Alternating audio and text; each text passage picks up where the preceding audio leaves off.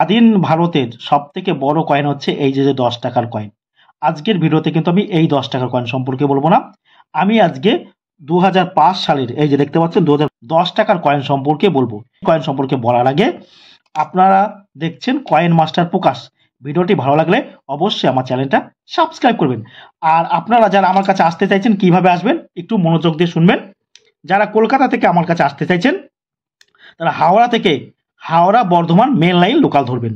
Local ধরে মেমারির পরের স্টেশন নিমো নয়সি, এই যে দেখতে পাচ্ছেন স্ক্রিনে এই নিমো নেমে আপনারা টোটো স্ট্যান্ডে পিছনের দিকে হেঁটে এসে বলবেন ওভারব্রিজের নিচে দিয়ে নেমে যাবেন।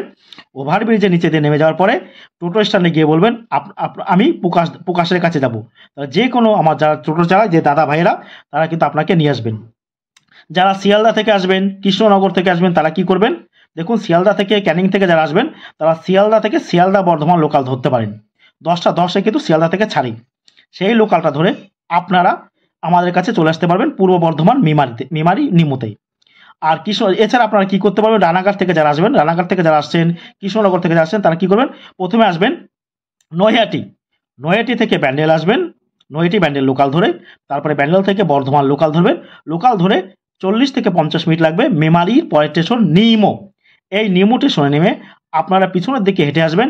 হেঁটে আসার পর ওভারব্রিজের নিচে দিয়ে নামবেন। নেমে দেখবেন টোটো দাঁড়িয়ে আছে। সেই টোটো যারা আমার দাদা ভাইয়েরা কাকারা টোটো চালায় তাদেরকে কাছে গিয়ে বলবেন যে দাদা আমি প্রকাশের কাছে যাব। তাহলে আপনাদেরকে তারা অনায়াসে নিয়ে আসবে, কারণ তারা প্রত্যেকে আমাকে চেনে। তাই আপনারা আসবেন, ফোন করবেন, কোনো অসুবিধা হবে না। তার আগে আপনারা কিন্তু অবশ্যই নাম নথিভুক্ত করে কিন্তু আসবেন যে দাদা আমি আর যেতে চাইছি, আমি কি যেতে পারবো সেটাই। আর স্বাধীন ভারতের সব থেকে বড় কয়েন কিন্তু এটা 10 টাকার কয়েন। এটা কিন্তু 50% রূপো আছে, রূপোর কয়েন। হ্যাঁ, এটার মধ্যে এটা কিন্তু একেবারে অরিজিনাল কয়েন। এই ধরনের কয়েন থাকলেও কিন্তু আপনারা আমাদের কাছে বিক্রি করতে পারবেন।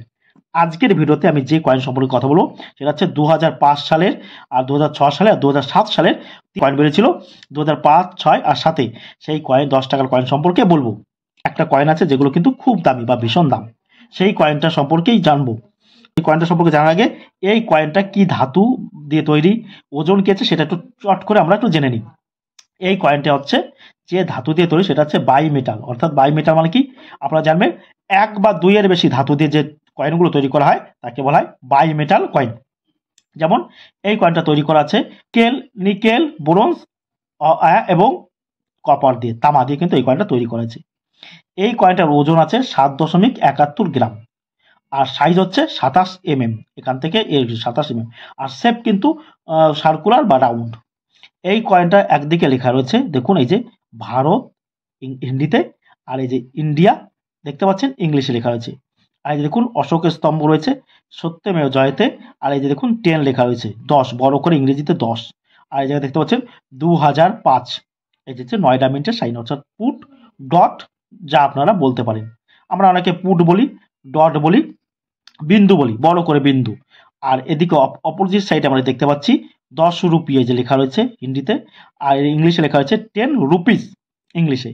আর এটাকে অনেকে বলে গুণ চিহ্ন বা কোষ চিহ্ন। এটাকে বলা হয় ইউনিটি অফ ডাইভার্সিটি, অর্থাৎ বৈচিত্র্যের মধ্যে ঐক্য। আপনারা জানবেন যে ভারত বিভিন্ন ধর্মের লোক বসবাস করে ভারতে, অর্থাৎ হিন্দু, মুসলমান, খ্রিস্টান, বৌদ্ধ, শিখ বিভিন্ন জাতির লোক কিন্তু বসবাস করে। সেই বৈচিত্র্যের মধ্যে ঐক্য তুলে ধরার জন্য কিন্তু এই ইউনিটি অফ ডাইভার্সিটি কিন্তু এখানে তুলে ধরা হয়েছে, বোঝানো হয়েছে এই কয়েনের মাধ্যমে। এছাড়া ইউনিটি অফ ডাইভার্সিটির কিন্তু কয়েন কিছু আমরা পাই, সেটা হচ্ছে 2004 সালের 1 টাকার কয়েন, 2007 সালের 5 টাকার কয়েন এবং 2 টাকার কয়েনে কিন্তু আমরা এগুলো পাই। এখন 9 সালের অর্থাৎ 2006 এই কয়েনটা কিন্তু কমন কয়েন। এই ধরনের কয়েন কিন্তু আমরা কিনছি না, এটা একদম কমন, নয়ডা মিন্টেড। কারণ এই কয়েনটা কেন কমন হয়েছে, এই কয়েনটা কিন্তু প্রচুর পরিমাণে তৈরি করা হয়েছে। এই কয়েনটা এত পরিমাণে তৈরি করা হয়েছে যে কি বলবো, যেটা এমন কোনো লোক নেই যেটা নেই। এই কয়েনটার মধ্যে আর 2005 সাল হচ্ছে স্কেয়ার, এখনো রেয়ার কিন্তু হয়নি। আগামী দিনে এই কয়েনটা কিন্তু রেয়ার হয়ে যাবে ভবিষ্যতে। এই 2005 সালে নয়ডা মিন্টের এই 10 টাকার কয়েনটা যদি আপনাদের কাছে থাকে আপনারা কিন্তু আমাদের কাছে বিক্রি করতে পারবেন। আর 2007 সালের এই কয়েনটাও আপনারা আমাদের কাছে বিক্রি করতে পারবেন। এখন 2005 সালের এই কয়েনটার দামটা আমরা জেনে নিই চট করে।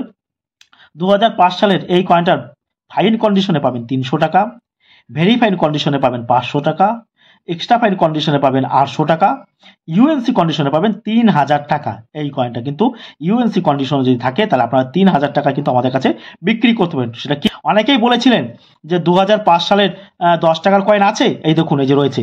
আর একটা কথা মনোযোগ দিয়ে শুনবেন, শহরের বা গ্রামের যারা ঘুরে ঘুরে কয়েন বা নোট, পুরোনো কয়েন ও নোট কালেকশন করে, তাদের কাছে কিন্তু আপনারা একদম কয়েন বা নোট বিক্রি করবেন না। তাদের দ্বারা কিন্তু আপনার আর্থিক ক্ষতি হতে পারে। কিভাবে?